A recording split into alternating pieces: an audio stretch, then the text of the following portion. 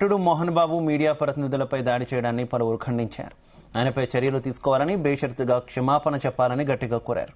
జర్నలిస్టులపై భౌతిక దాడులకు పాల్పడిన మోహన్ బాబుపై హత్యాయత్నం కేసు నమోదు చేయాలంటూ డిమాండ్ చేశారు.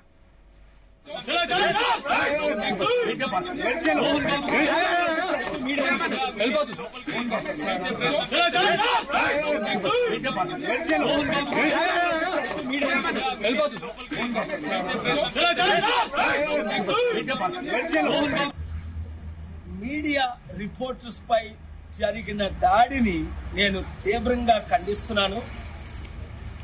ఎవరైనప్పటికీ, ఎంత పెద్దవారైనప్పటికీ, మోహన్ బాబు గారు కావచ్చు, ఇంకొకరు కావచ్చు, మీడియాపై దాడి చేయడం అన్నది చాలా ఘోరం. అది కనుక తక్షణమే మోహన్ బాబు గారు క్షమాపణ చెప్పాలి. అలాగే ఈ చాలా దాడులు ఎక్కువైపోతున్నాయి మీడియా మీద. రాష్ట్రం అంతా, దేశమంతా, కొందరినైతే జైల్లోనే పెట్టేస్తున్నారు.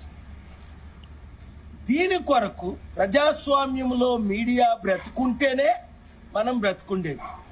దయచేసి ఎవరు ఎమ్మెల్యేలు కానీ, ఎంపీలు కానీ, సర్పంచ్లు కానీ ఎవరు కూడా మీడియా రిపోర్ట్స్ మీద ఈ రోజు నుంచి దాడి చేయకండి. God bless you. కవరేజ్ కోసం వెళ్ళినటువంటి టీవీ9 ప్రతినిధి రంజిత్ పై దాడి చేయడాన్ని journalist association of Telangana JAT తీవ్రంగా ఖండిస్తోంది.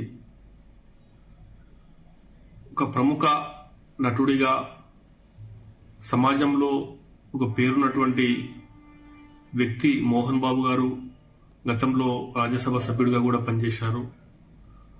అటువంటి వ్యక్తి ఇంత దిగజారి ప్రవర్తించడం, కవరేజ్ కోసం వెళ్ళినటువంటి విలేకరులపై దాడికి దిగడం అనేది అత్యంత హేయం.